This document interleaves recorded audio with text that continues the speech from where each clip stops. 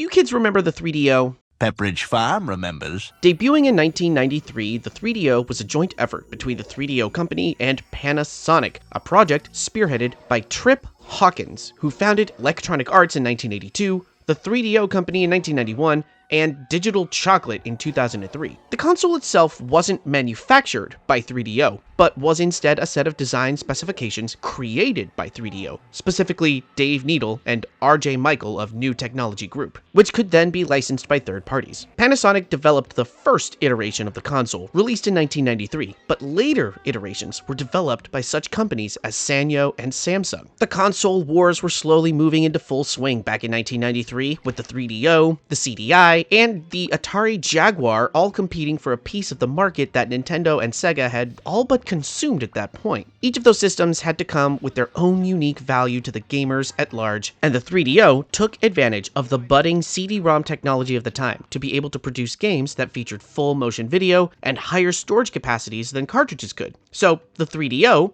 as well as other consoles attempting to capitalize on FMV, had a library chock full of games that featured FMV cutscenes as well as digital actors scanned into sprites for gameplay. Today's game, Killing Time, is one of those games. Now, it doesn't really look like it here in this footage because today we're playing the PC port of the 3DO original. The 3DO version was developed by the 3DO Company themselves, and this port was done by Logicware. Released on December 9th, 1996, a little over a year after the original, the PC port featured quite a few of the FMV sequences from its predecessor, including ghostly apparitions that exist to provide story context. However, all of the enemies were redesigned for the PC, and this port even features a couple of enemies that weren't even present in the original console version. Look, FMV has always been something that I go back and forth on. When I was a kid, the presence of FMV and digital actors for characters always kind of weirded me out a little bit. Like, I've always enjoyed stylish aesthetics and realistic graphics, but seeing actual people acting out movements keyed to the button presses that I was making felt a little too uncanny valley, if that makes sense. Still, this era of gaming graphics is something incredibly distinct, with a vibe all its own that could have only existed at that specific intersection of art and science. And as I've grown older, I've developed a fondness for the oddly compelling look and feel of FMV games. But when I was a kid, I saw this ad, and I saw these graphics, and it all felt a little too comical, a little too unreal. And even though I never owned a 3DO, these ads definitely put me off the idea of ever playing this game. I mean, killer clowns, killer zombie chefs, the name of the goddamn game is literally Killing Time? Like, yes, I get it, we're a little zany, we're a little weird, we're a little outrageous here in the 90s, but we don't have to be that on the nose about it. However, when I reached out to you kids on the internet for ideas for Spooky Month this year, the name Killing Time kept coming up over and over and over, to a point where I simply couldn't just ignore it any longer. I mean, I could have, but the amount of love for this game was too intriguing to pass up. And to my eternal surprise, after I made the decision to play Killing Time for Spooky Month and was in the middle of testing it out to make sure it would run on my desktop and that I could capture footage of it, Night Dive went ahead and announced that they were doing a full remaster/remake of the 3DO version with enhanced graphics and controls and functionality, the whole works. Now, of course, I'm trying to make content to be released during Spooky Month, and the likelihood of the remaster, titled Killing Time Resurrected, releasing with enough time for me to play it and write about it and record voiceover and edit a video before the end of October felt pretty slim. I mean, I'm starting to write this script on September 5th after having played the game over the course of a week and a half, so I've been working on this shit for a little while now. With that, today, we are diving into the PC port of Killing Time from 1996. And honestly, kids, this version as it stands absolutely slaps. Of course, I did need a little help getting this game up and running. I purchased the Steam version, which is, as vanilla as it gets. And it can run if it wants to, but it doesn't really want to without some workarounds. There is, however, a community patch that makes this game a lot easier to play on modern systems, although I still had to jump through a couple of extra hoops to even get the goddamn thing to start a new game without crashing immediately. I'm gonna tell you kids right now, if you're interested in playing the PC port original after the Resurrected remaster comes out, you're gonna have to whitelist the exe files. Scratch that. You're gonna have to whitelist the entire folder where the exe file is located in order for Killing Time to start a new game without crashing. This is a known bug, and thankfully I found assistance in the Killing Time community Discord, and through that assistance I was able to play the game that we're about to go over. Still, despite the patch, and despite the help, this version of Killing Time is rife with audio glitches and just a little bit of jank, although none of it breaks the game to a point where it became unplayable. Alright, enough preamble, kids. Let's dive into Killing Time.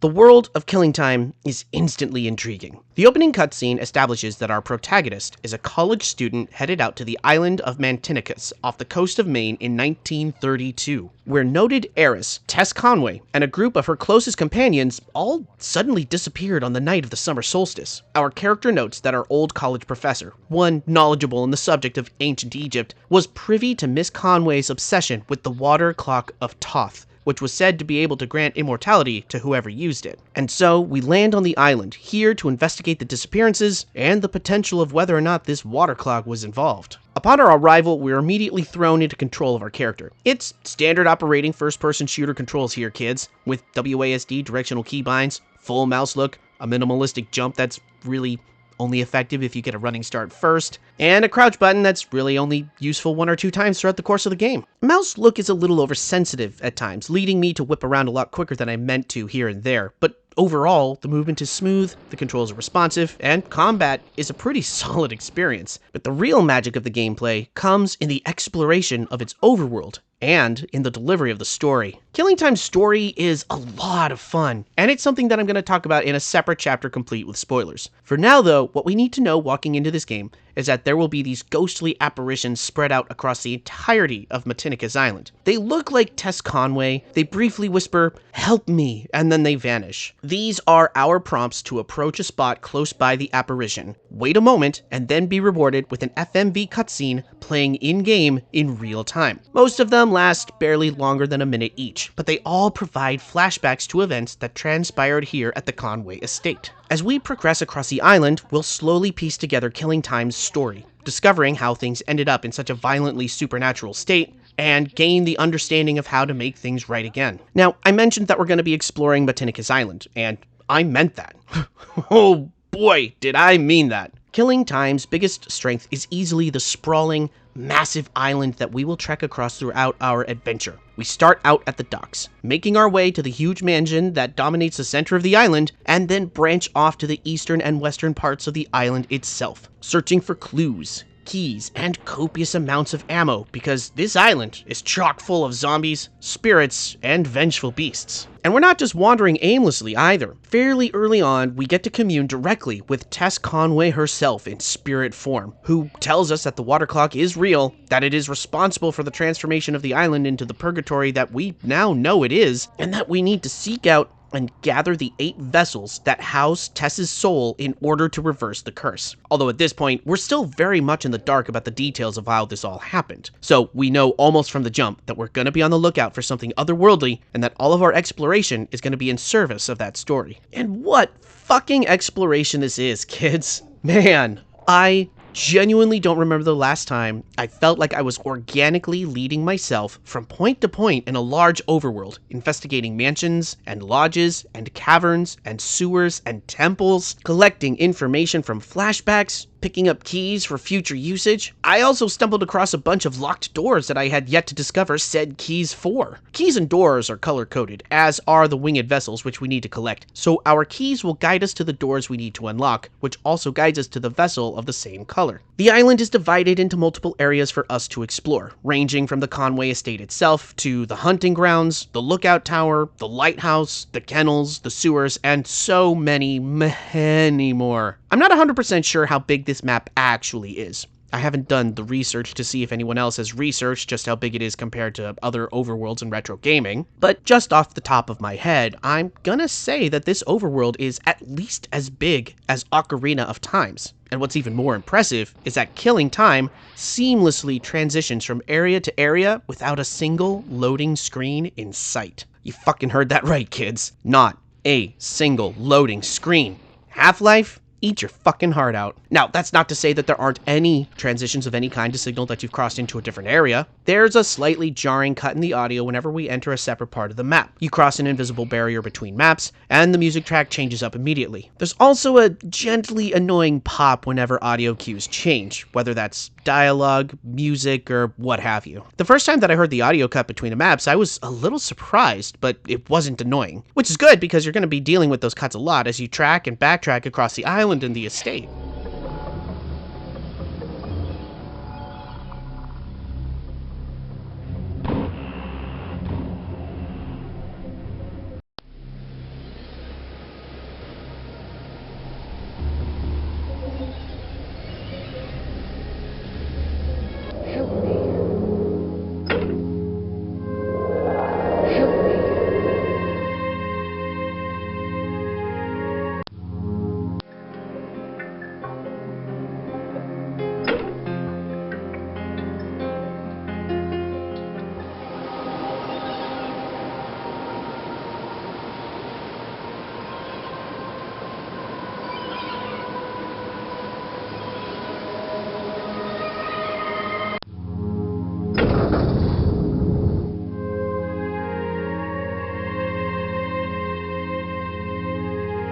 Our meanderings are going to boil down to a simplistic set of instructions. Enter a new area, gun down every single supernatural threat in the area, and then explore every crevice around you for switches or hidden walls or clues on how to progress further. Enemies don't respond, so whenever you come across an area populated with floating skulls and giant wasps, you know you're heading in the right direction. Puzzle solving is fairly brainy, but boiled down to mostly environmental clues and solutions. Every map has a tendency to loop back around on itself with clever pathfinding, with few exceptions, and those exceptions are...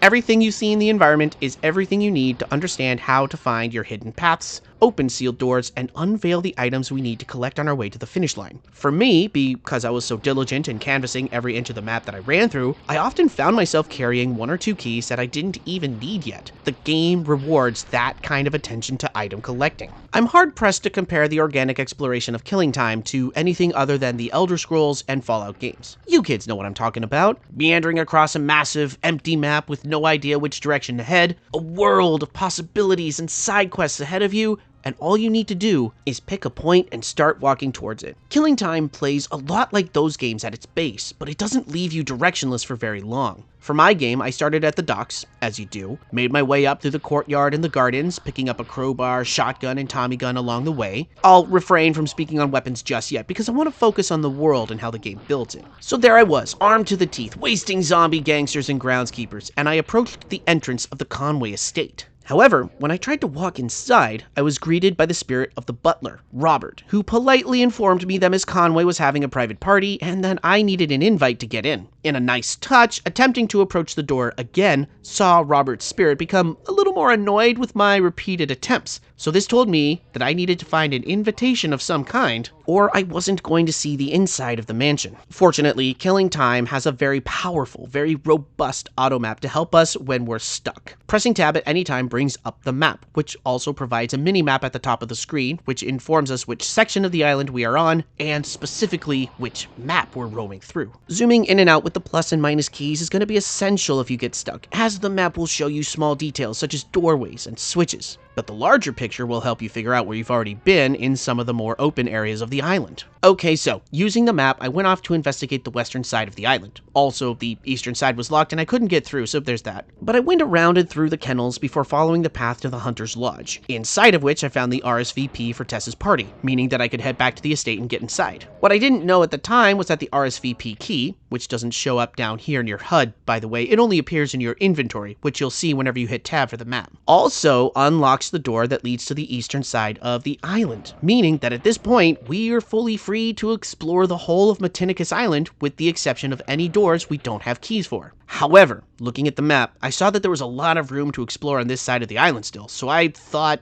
fuck it! Let's hoof around the island and see what we can find while we're here. And I sure am glad that I did, because in doing so, I very carefully made my way out to the lighthouse, where I discovered the first of the winged vessels I was here to collect. And then I also traveled to the Matinicus Caverns, deep inside of which was the first locked door that I had come across at that point, leading me to correctly assume that I would need specific keys to access specific doors. This kind of organic game design, in which the player is rewarded simply by wandering around and discovering new areas, is really tricky to pull off. Look, let's be real. For every Far Cry 3 and Witcher 3, there's a Spider-Man 3 and a Driver 3. Or Driver. Drive 3er? How the fuck does that make sense? What I mean to say is that this is a formula which can go a lot of ways. Earlier, I compared the overworld of Killing Time to Ocarina of Time, a comparison which is strangely ironic now that I think about it, considering that both games have you collecting uniquely colored items of power in order to break a powerful curse and is all about the flow of time. Huh. Right, where was I? Killing Time provides player agency in our exploration and discovery, and fortunately, at no point does it ever feel tedious or contrived. 3DO went to great pains to craft a realistic-looking, realistic-feeling world with Matinicus Island and the Conway Estate. Just here, wandering about this side of the island, I've seen the cliffs that fall down into the ocean surrounding Matinicus. A great environmental reminder that we are, in fact, cut off from the rest of the world and have natural boundaries that we can't cross. Then, returning to the estate, we have a beautiful Art Deco-inspired mansion full of 1920s architecture, as well as heavily Egyptian-inspired iconography. In fact, it's not too much of a leap to say that the mansion, which was built by Tess's parents in the early 20s, was fueled by the Egyptomania of the time, and no doubt was partially what inspired Tess to seek out the water clock in the first place. But now that we've explored the western side of the island and gathered up everything we can for the time being, it's now time to head into the mansion and start searching for clues there. The Conway Estate, as mentioned, is gorgeous. It's also fucking huge. There's multiple maps within maps for us to explore, from the west wing of the house to the east wing, to the hedge maze out back, the wine cellar beneath the kitchen, the sewers beneath the wine cellar, and a pathway that leads from the cellar out to the Temple of Isis down below on the water. There's also both west and east wings of the second floor to fight our way through, Tess's room, and the attic. So, where most games would be content to give us the island of Matinicus to run around and then unlock the mansion as a final map, we're given an island, a huge-ass mansion, a huge-ass sewer beneath the mansion, a huge-ass temple outside of the sewer, and that's not even mentioning the topiary, mausoleum, lookout tower, and arboretum that I still haven't been to at this point of entering the estate. By now, you kids get the point. Killing Time's world is fucking huge. And despite a couple of bullshit logic puzzles that not only didn't make sense but never gave me any clues, I never felt either lost or bored running back and forth in my attempts to solve the riddles of the game and discover both the keys that I needed or the vessels necessary for the finale. I was, in fact, locked in and invested in discovering every nook and cranny that I could all the way up until the very end of the game, and it's to this game's credit that it not only feels good to do so, but that it will genuinely reward curious gamers who put in the extra mile searching for prizes. A great example of this comes within the first minutes of the game. As we open, we're on a boat moored at the Matinicus docks. Now, we can start our game by speeding off down the dock and up the cliffs towards the mansion, revolver in hand and curiosity on the mind. But if we stop and turn around, we'll notice that there are stairs leading below decks. And if we go down those stairs, we'll be rewarded with a cache of bullets and shotgun shells, immediately doubling our ammunition right at the start. Ignoring this cache means potentially running out of ammo almost right away due to how many bullets these zombies can withstand. In the nearby harbor shed, there's another cache as well as a vision of the past. We'll find a crowbar amongst the goodies as well, which is really handy to have if we get a little too careless with our gunfire, as we otherwise don't have access to a melee weapon. And the vision of the past shows us a glimpse of a character we'll come to hate, Duncan DeVries. He's Tess's lover, a bootlegger, and a gun runner. And this flashback shows him talking to his right-hand man Mike about how they're storing a shit ton of guns and ammunitions on the island for safekeeping until their gangster associates can show up and pick it up. Killing Time, in a brilliant bit of writing, actually goes out of its way to justify why there are piles of weapons and ammo just lying all over the place. And I do mean that. There are literally a dozen or so caches of bullets and shells which can be found hidden across the various maps, all of which will will come to the aid of the diligent explorer. Oftentimes, these caches will top you up to max ammo and then still leave a lot of ammo lying around afterwards, which is great, because now that you know where these extras are hidden, it's a fairly short trek to track them back down and top yourself back up. And trust me when I say this, even though there is ammunition around every corner, sometimes piled waist high, you are going to end up needing every last shell that you can find, because the combat here in Killing Time isn't just for show, it's actually kind of ruthless.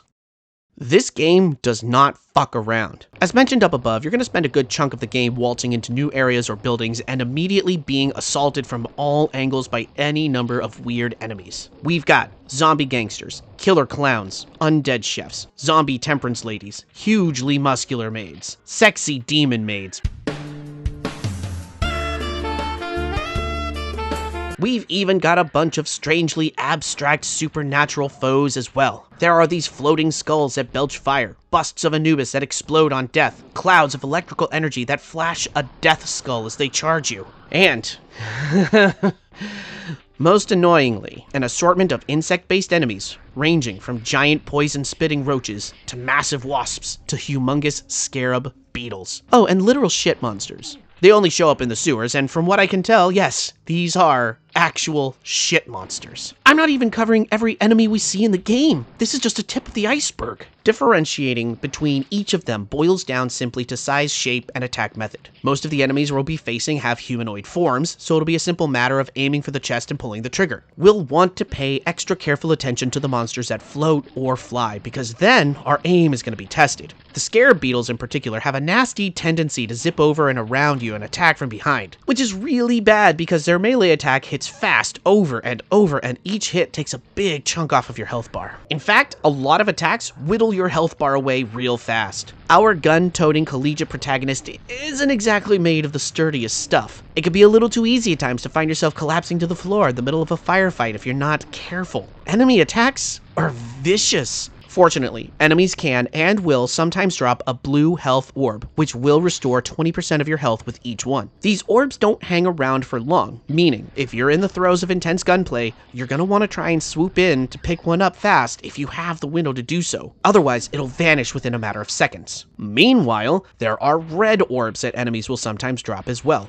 These little fuckers will take away 20% of health if you touch it. I actually really liked this system. It made it so that I could never trust that a beneficial pickup would drop whenever I killed a monster. So I was constantly on my toes, sometimes sweating when I was really low health and desperate for a blue orb, but then a red one would appear and things would feel even sweatier. Blue orbs are also located in a variety of locations all across the island though, and these don't fade away if you don't grab them. You'll be able to come back and replenish your health if you decide to leave them where they are, and not only that, there will be gold health orbs here and there as well, and these replenish 50% of your health at a time. Fortunately for us, dealing with enemies isn't going to be as tricky as it seems like it should be, and that's thanks to the very satisfying arsenal we find here on the island. Crowbar, revolver, which we start with, a second revolver so we can go guns akimbo, shotgun, Tommy gun, Molotov cocktails, flamethrower, and a magic-powered Ankh, which acts as a kind of BFG, clearing foes in one shot. The starting revolver is really piss poor, and you're gonna want to find your next weapon as soon as possible upon starting the game. It's like,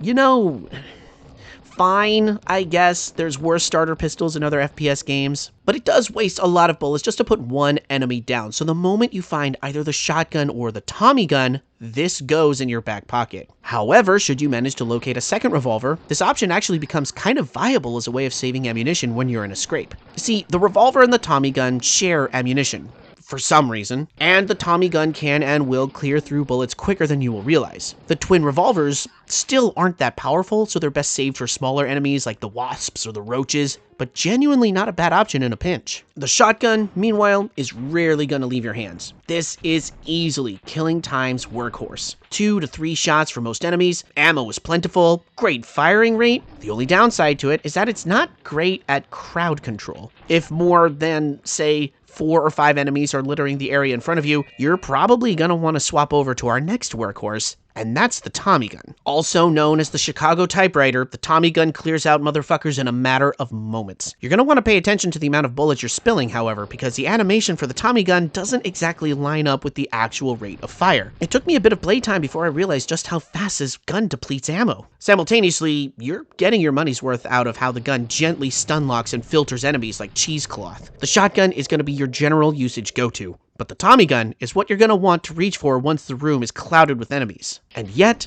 there's one weapon we can collect that absolutely outdoes both of those weapons round for round in the damage to ammo expense ratio, and that's the motherfucking flamethrower.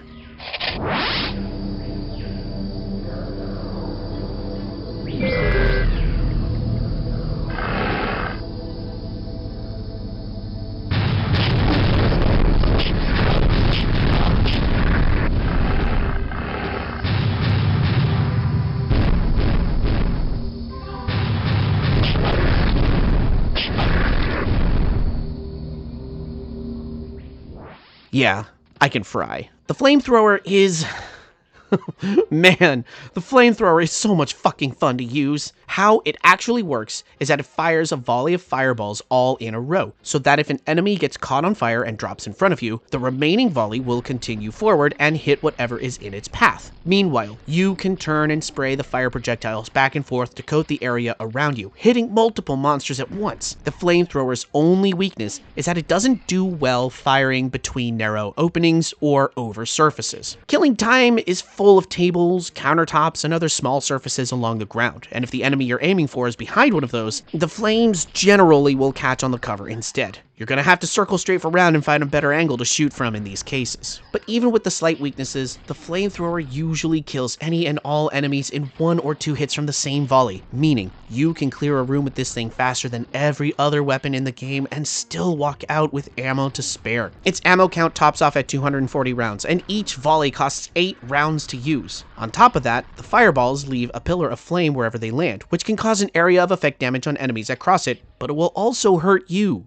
So stay sharp. Fortunately, in a brilliant bit of developer foresight, the way the flames are programmed is that they will dissipate after a couple of seconds, so you don't have to stand around and wait for very long. And the flames are programmed to dissipate quicker than the blue health orbs do. So if you kill an enemy with the flamethrower and it drops a blue orb, you can rest easy knowing that the flames will vanish first and that you'll still have time to run in and grab that health.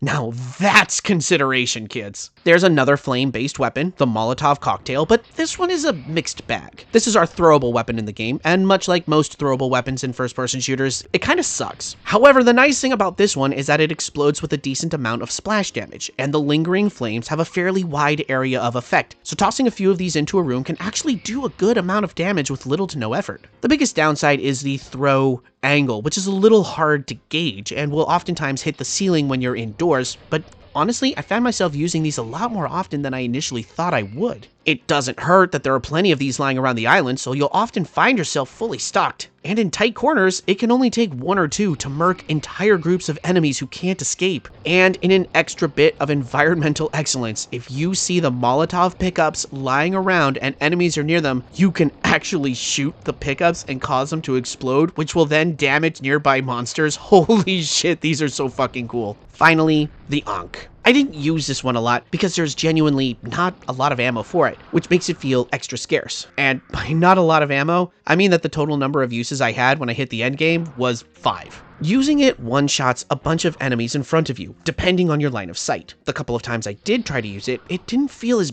beefy as I think it was meant to, so I saved it for the final fight, which ended up being entirely underwhelming. This is something that will serve you best in regular gameplay, a get-out-of-jail-free card, so if you find yourself in a tight spot, running low on health, use this when you can, because Finale isn't going to care very much about the Ankh's destructive power, but instead is going to question just how resilient you are. Okay, so combat is very satisfying, in the same way that combat in a Zelda game or a Castlevania game is going to be satisfying. For the most part, you're going to be doing the same thing over and over again, shooting weapons at lots of enemies in order to clear the screen to explore. What matters here with killing time is that even though the combat does lean close at times to becoming tedious, the design here straddles the thin line between power fantasy and desperate survival. Running around the island, you're going to be flush with ammo at any given time. However, the copious amounts of undead gunslingers and circus performers are going to require you to use as much of that ammunition as possible, to the point where it's very likely that you could actually be forced to use your crowbar or ankh because you're out of ammo. Searching for hidden caches, clearing out rooms, and fighting for your very fucking life can, on paper, seem like a dull rinse and repeat experience, but I never got tired of fighting motherfuckers in this game. It honestly felt like every murked zombie was another step on the road to breaking this curse. Even if there were plenty of times where I could actually just run past and leave enemies behind and not give a shit. The satisfying weapon feel, the constant sense of danger, and the experience of progression when each room is silenced all come together to make the gameplay of Killing Time as exciting and sweaty as it can be. So, exploration fun, check. Combat fun, check. We've got a lot of good going for this game. A lot of check marks in the pro section. What do we have in the cons? Oh, there's a couple of things, but before I get to that, I think it's about time we deviate for a second and talk about the story, because I can't talk about some of the bullshit without context, so let's discuss the horror mystery of Killing Time's narrative.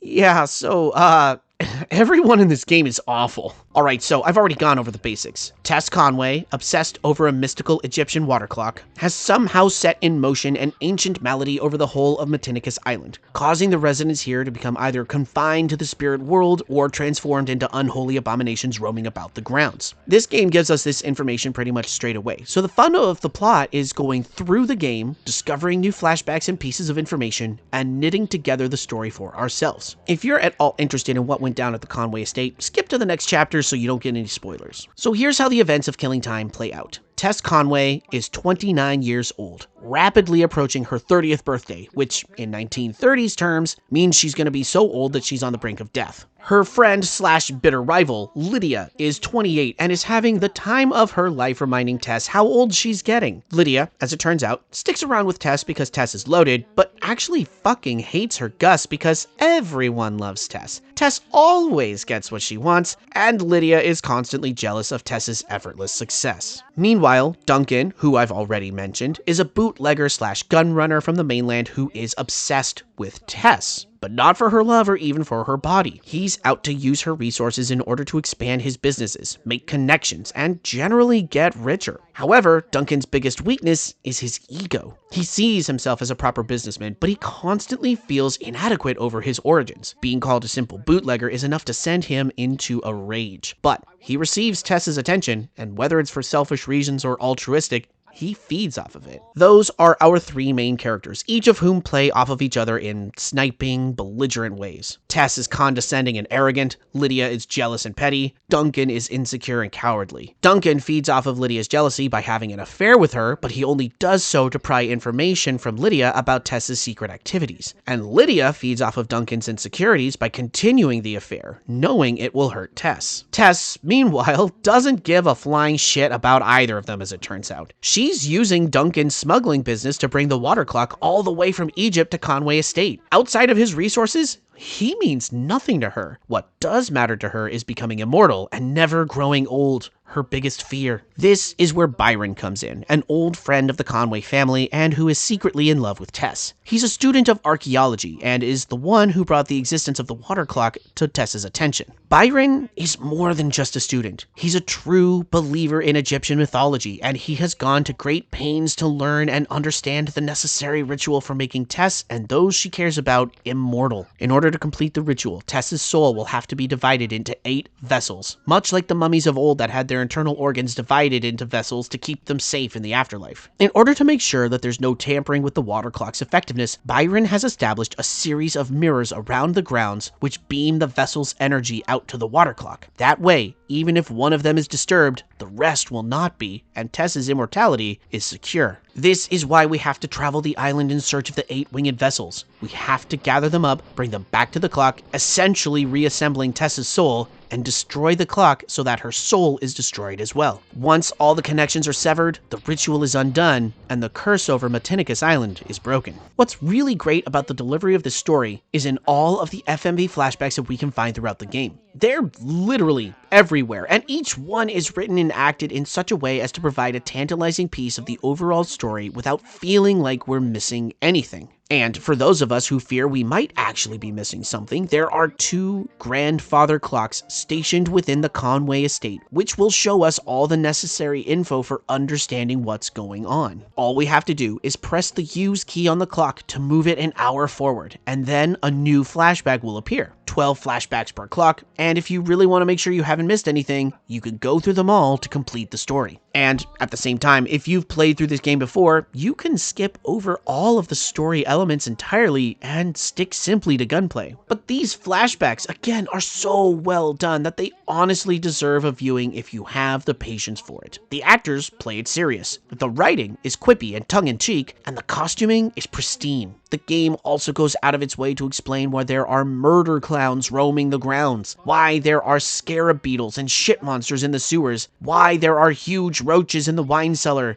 and why there are prohibitionist women trapped beneath the estate as well. All of these reasons are delivered via quick, clever dialogue, showing that Tess's actions have far-reaching consequences in ways that would seem silly under normal circumstances, and, in fact, silly to a gamer picking this up for the first time. I'm not trying to compare games to other games these days, because I'm weary of the low-hanging fruit that is stating, "This game is like X game meets Y game." But if you're deterred by the visual style of Killing Time in the slightest, go in with the understanding that this is essentially the horror shooter equivalent of Rise of the Triad. It uses tropes and satire to maximum effect, creating a compelling world that holds compelling gameplay. I honestly, genuinely haven't had this much fun with a game in a long time, nor have I marveled at how clever the whole goddamn thing is. In fact, one of the most clever aspects of the game is the title itself. During the intro cutscene, just after docking at the island, our protagonist remarks that his watch has mysteriously stopped working, and Matinicus Island is in a state of frozen time due to Tess's desire to achieve immortality. So, when you think about it, the game doesn't get its title from the fact that it's killing time.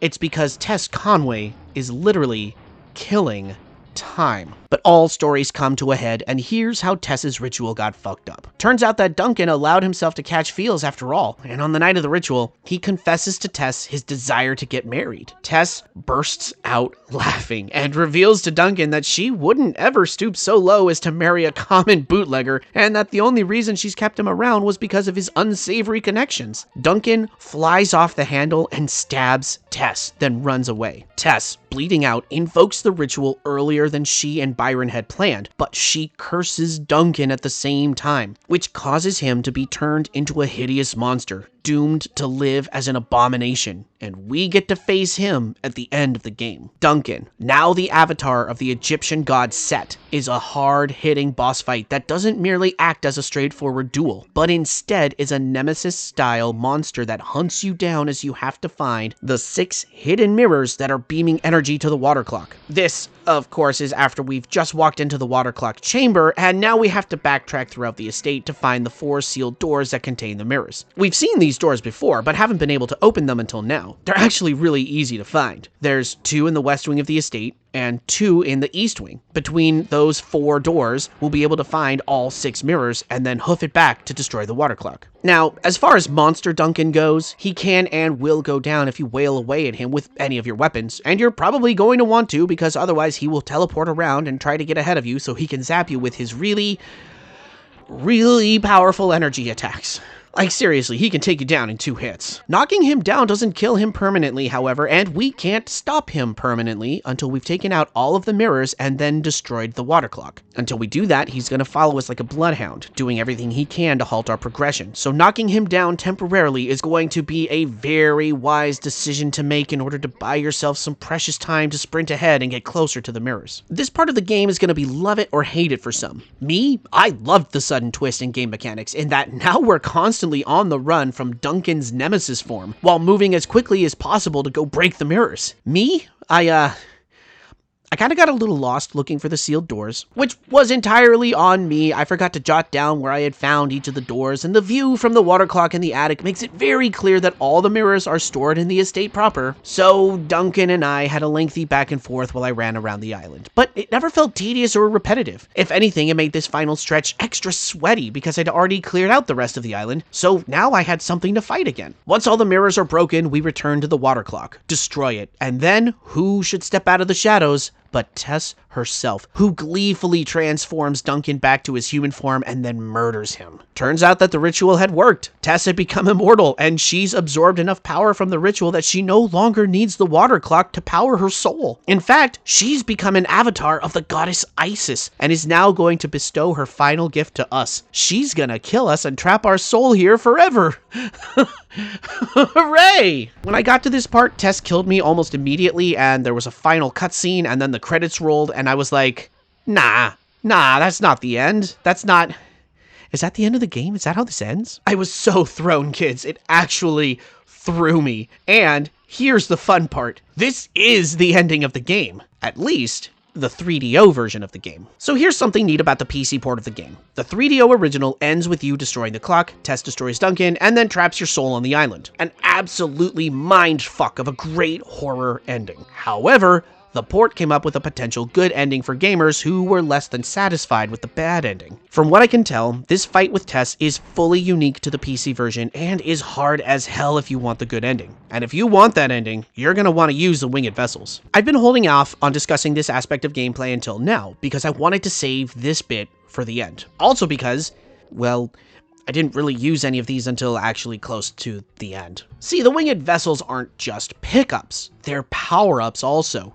Each one provides a specific benefit, whether as a short-timed use or as a permanent boon. This ranges from invincibility, to berserker strength, to being able to track enemies and items on the map screen, to even filling in the entirety of the map that you're currently on. The problem with the vessels is that they all mostly work as a one-time use. Once you've used up the power within the vessel, it's depleted, unless you find an ultra-rare white vessel, which recharges all of the vessels in your possession. And when I say ultra-rare, I mean that there are only 3 of them you can find in the whole of the game, and you're gonna have to go out of your way to do so. The concept of the winged vessels are all well and good, but the rarity of them, and the fact that you can really only use them once, twice if you manage to find one of the recharge vessels, doesn't exactly encourage experimentation. I did a save scum experiment once or twice where I saved my game, activated a vessel to try it out, and then reloaded my game, but that still meant that I most likely got only one shot to use the vessel. So I held on to almost all of them until the end of the game.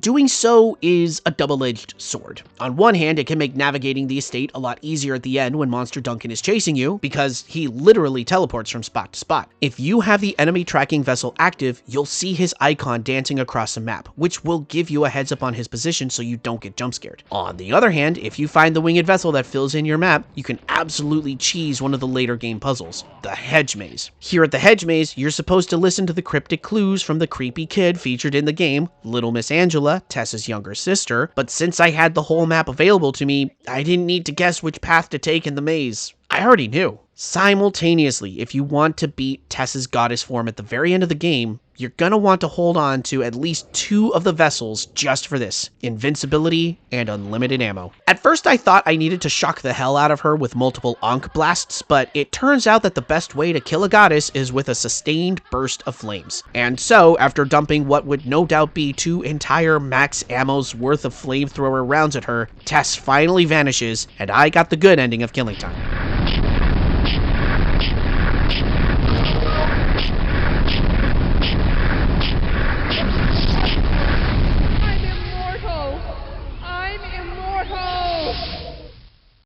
But then again, is it really a good ending? After all, everyone in this game so far has pretty much been an awful person, and it turns out our collegiate character is no different. Drifting away from Matinicus Island on his boat, our character muses about the potential grant money he'll be getting from his college to come and research the power on Matinicus Island, now that he has proof of the supernatural here. In effect, he's not walking away from this experience with a new lease on life from surviving certain death.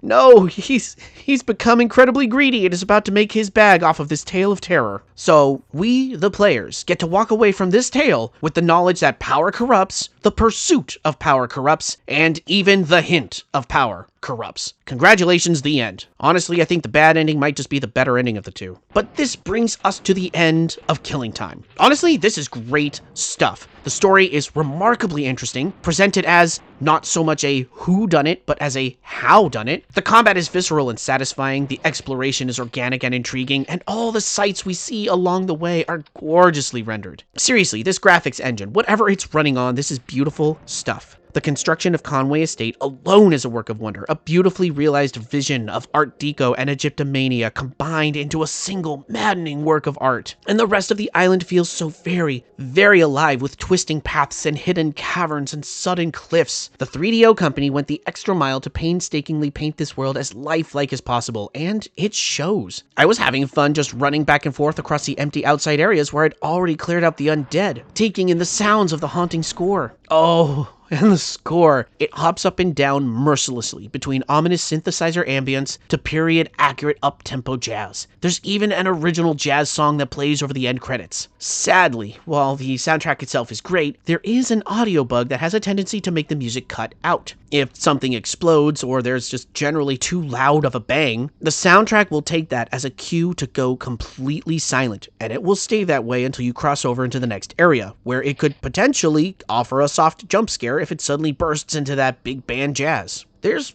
kind of a lot of audio popping in this game, much to my unfortunate lament, which, of course, brings us to the final chapter in our examination of Killing Time.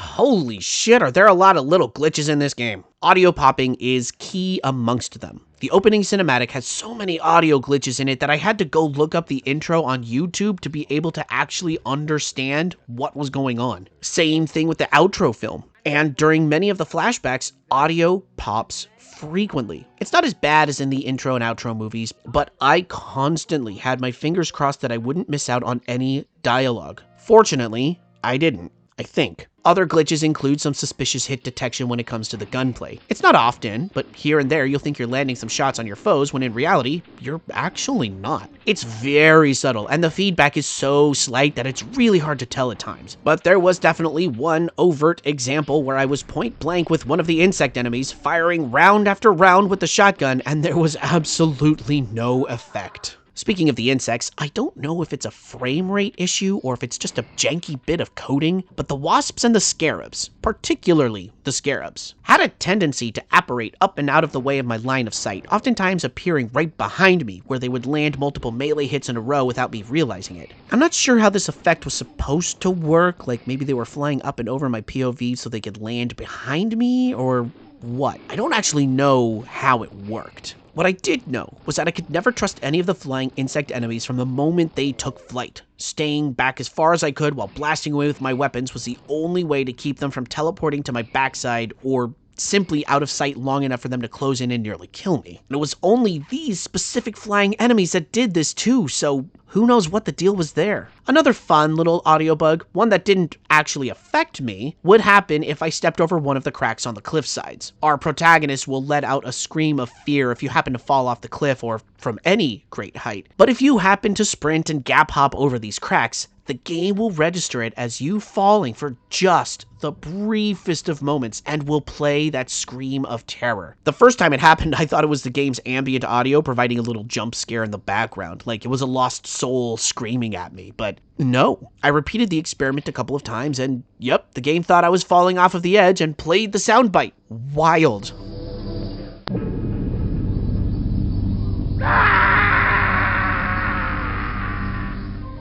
Most of these glitches are so few and far between that they didn't hamper my gameplay experience very much. On the whole, the audio in this game is impeccable. Ambient sound effects layer over each other, from the howling of the double-headed demon dogs to the zombie hunters moaning, "Here boy," to announce their presence, crafting a deeply immersive experience no matter which environment you're in. But the game has to remind you every now and again that there is a little jank running under the hood, just in case you start to marvel over how smooth of a product it is. And it isn't even overtly janky elements that plague this game. Most of it is kind of charming in a way. Take the FMV flashbacks, for example. Some of them lose pixels, and the sprites resemble images where you tried to use the magic eraser tool but clicked on the wrong pixel and instead erased half of the interior of the image. I know that these aren't supposed to look this way, and in a lot of footage that I've seen posted to YouTube, it doesn't look that way, but it did in mine. Just like how there isn't always audio bugs in the cinematics, but there were in mine. Somewhere under the hood of this game, there's cylinders that aren't firing correctly. They're fixable, sure, probably, but then you have to ask yourself just how much effort you want to put into that. And with the Resurrected remaster rapidly approaching even as I write this script, are you really going to want to have to deal with the PC port? I'm sure that Night Dive is going to iron out at least 90% of the glitches found in this game and craft a much smoother experience, so it might render this port that I'm playing right now thoroughly obsolete. But as of this moment in time that I'm saying these words, that remains to be seen. Still, there's other aspects of the game that didn't quite hit the mark that have nothing to do with ironing out bugs, and that's the puzzle design. Man, oh man, the puzzle design here it's a little obtuse. Now, for the most part, once I understood the concepts that Killing Time was going for, the puzzle solving became a lot easier. But at first, without any clues or context given to me, I was tearing my hair out trying to figure out how I needed to progress. See, this key here, which unlocks the kitchen, and furthermore a significant portion of the rest of the game, is blocked by a series of columns surrounding it. At first I thought, okay, there's gotta be a switch somewhere around here that lowers the pillars, and once I find that switch, I'll get the key and I'll be able to move forward. Except there was no switch. I hunted up and down, I followed clues, I tried everything, but there was nothing that led me in any direction that pointed towards any kind of solution. I must have spent a good 30 to 45 minutes hunting for a solution, and with no other doors open to me or keys that I could collect, I was absolutely, positively stuck. So, because I wanted to make sure I played this game from start to finish, I went and looked up a walkthrough to find out what I needed to do here. Guess what?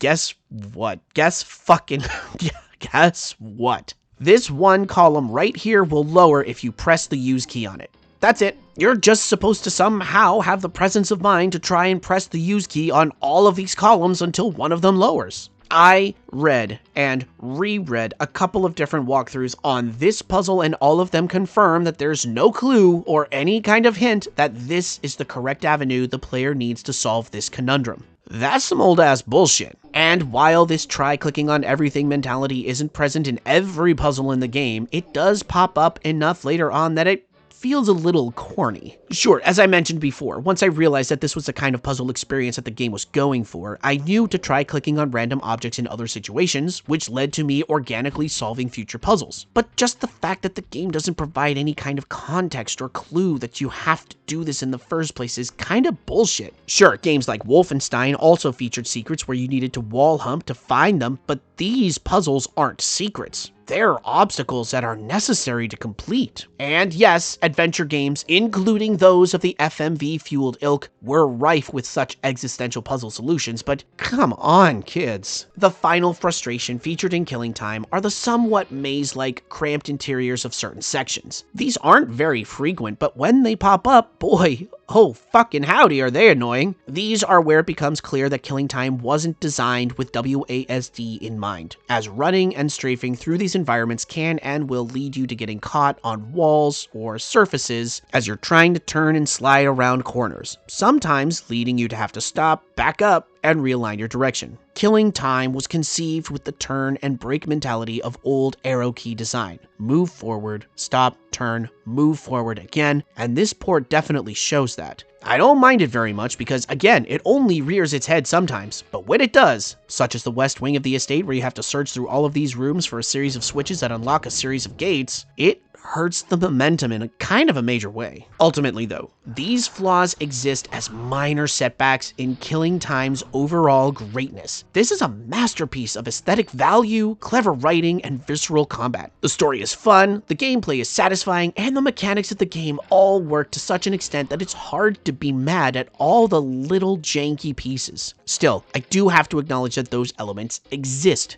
and as such, make the PC port of Killing Time an 8.5 out of 10. I was surprised at how much I enjoyed this, and because of that enjoyment, I am looking forward to Night Dive's remaster, and you kids better believe that I'm going to do a follow-up video so I can talk about how that version compares to this. Thank you kids so much for coming on this journey with me. We are now 2/3 of the way through Spooky Month with this video, but we sure as hell ain't done yet. My final video for this year's Spooky Month is on a game I've been wanting to play for over 20 years. And now, I'm finally gonna go visit some haunted realms. If you want to get a little early access to that video, as well as all of my content, you can click the link in the description to head on over to join my Patreon, and even get your name mentioned in the credits rolling across the screen right now. In the meantime, Halloween is steadily approaching, so make sure you brush your teeth in preparation of all that candy, sit up straight, and stay hydrated. I'll see you next time.